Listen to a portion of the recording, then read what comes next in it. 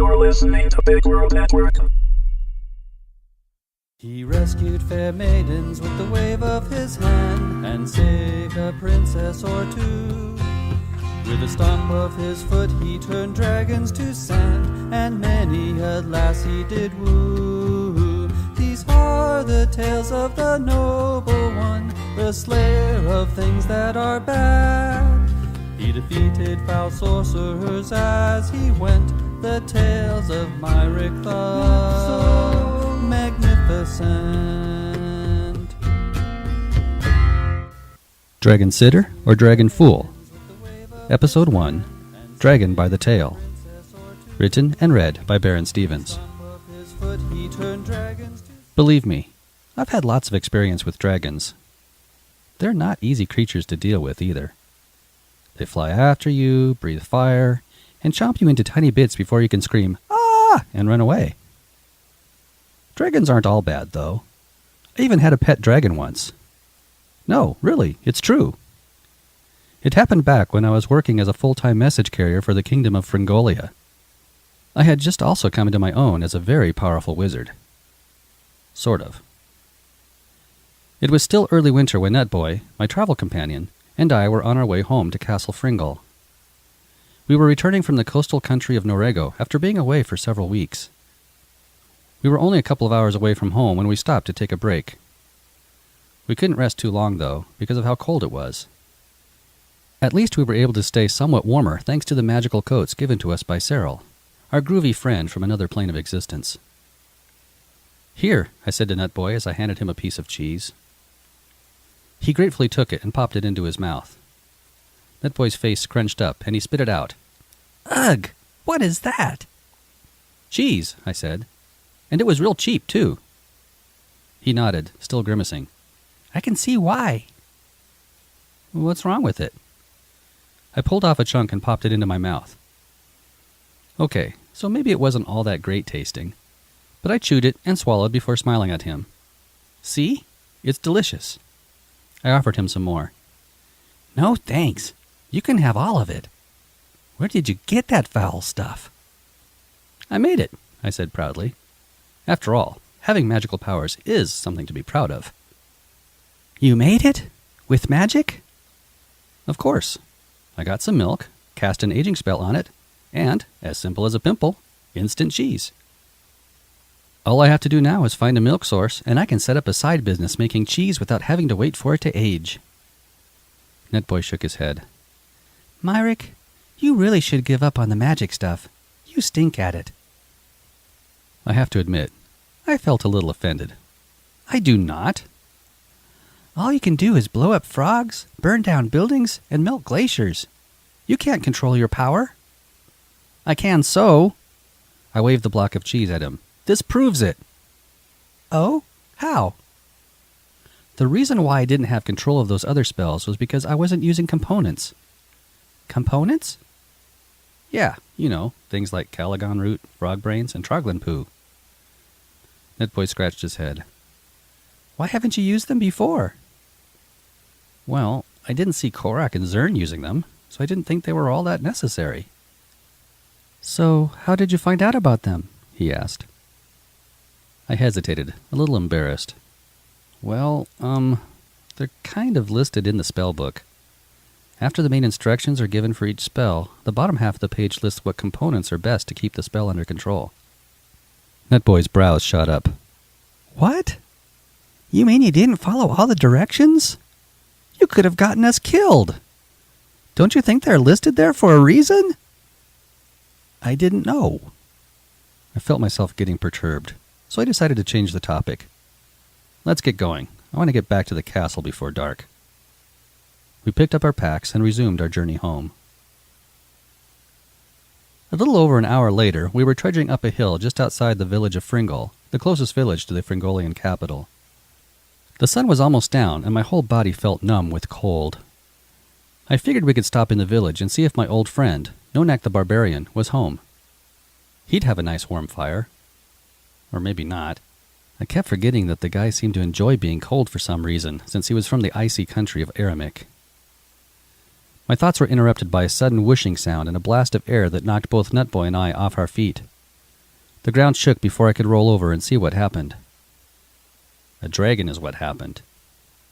She stood there, her head hovering over us as her eyes drilled into me.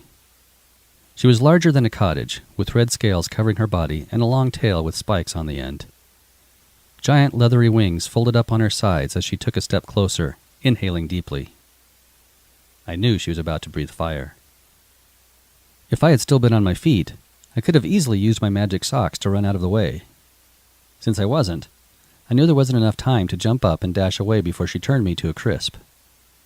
But why was she out to kill me? I no longer bore the dragon mark curse that caused all dragons around me to hate my guts and want to turn me into minced Myrick. I bravely scrunched my eyes closed and waited for a fiery death. "Myrick," came from the dragon's mouth. At least it wasn't a blast of fire. That was a good start. I opened one eye and looked up. Yes? It was then I recognized her. Of course, that didn't make me feel any safer. You see, I had sort of accidentally stepped on and killed one of her hatchlings. For a while, she had a vendetta against me until I talked her out of it. Had she changed her mind and decided she wanted revenge after all? "I have come for you to fulfill your oath," she said in a raspy, dragonly voice. "Oath?" I asked. It took a second for the memory to return. The way I had convinced her not to kill me was by making an oath that I would do some kind of service for her in return. Cabbage. I had hoped she'd forget. No such luck. Oh, that oath. I stood up and brushed the snow off me. Nutboy stayed glued to the snow, his eyes open wider than a human's eyes should be able to. I bowed to her. I still didn't know what the proper etiquette was in front of dragons, but I figured it wouldn't hurt. "And how can I be of service?" I somehow kept my voice from quivering. At any second, I knew she could still change her mind and snap me in two. "The dragon sage is after my hatchling. I need your help to keep him safe." "You need my help to protect your hatchling from the dragon sage? You must be desperate." "On the contrary, you have the anklets of Arnabet that can allow you to outrun a flying dragon. Also, you have already defeated the dragon sage once, and it has come to my understanding that you have mastered the art of magic." "Well, yeah." In spite of his fear, Nutboy managed a grunt. I scratched my head. "But, Mama Dragon? Can I call you Mama Dragon?"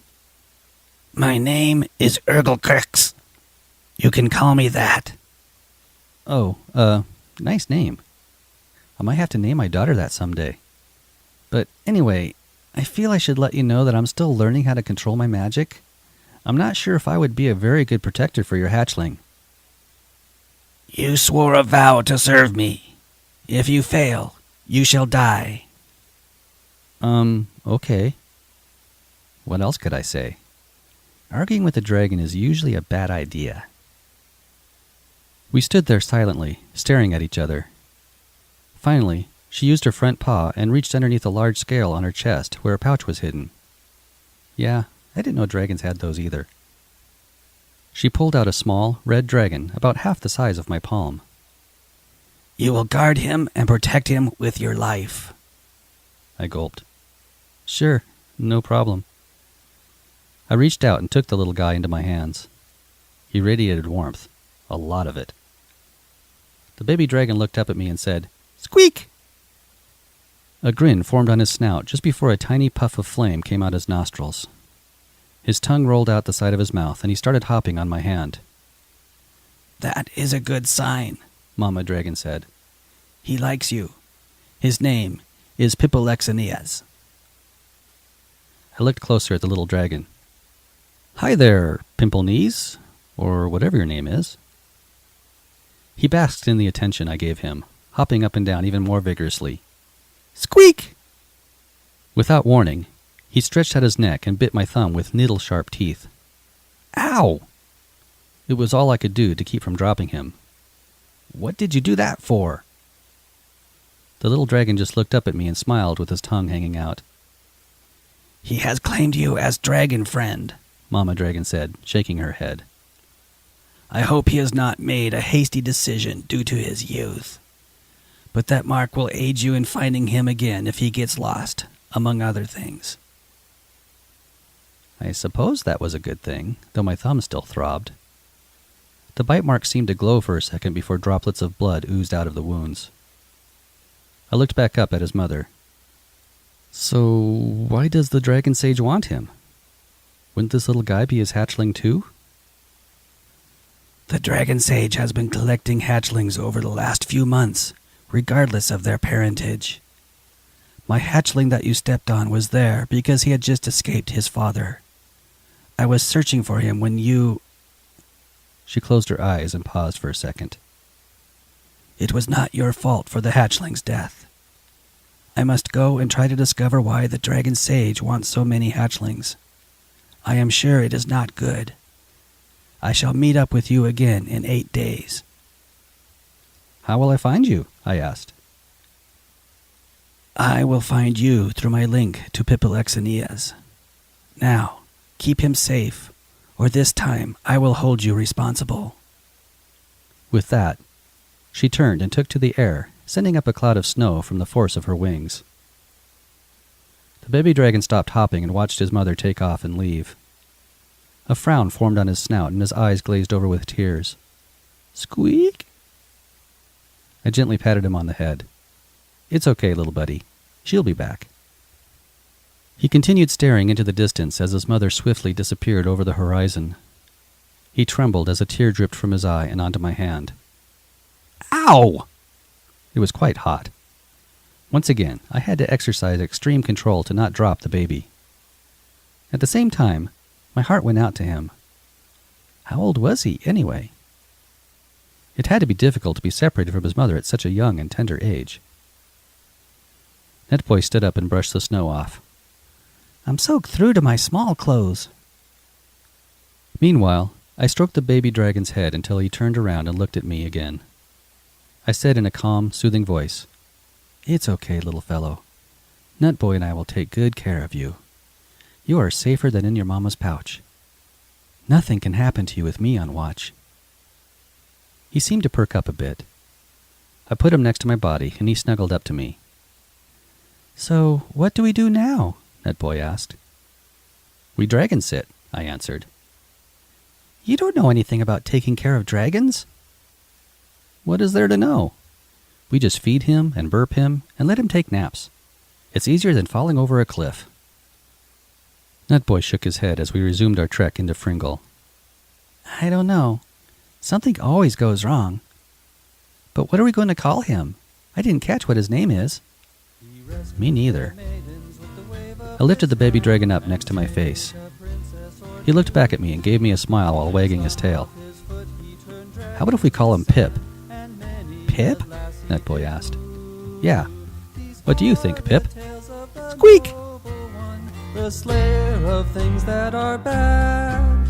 He defeated foul sorcerers as he went. The tales of Myrick the Magnificent.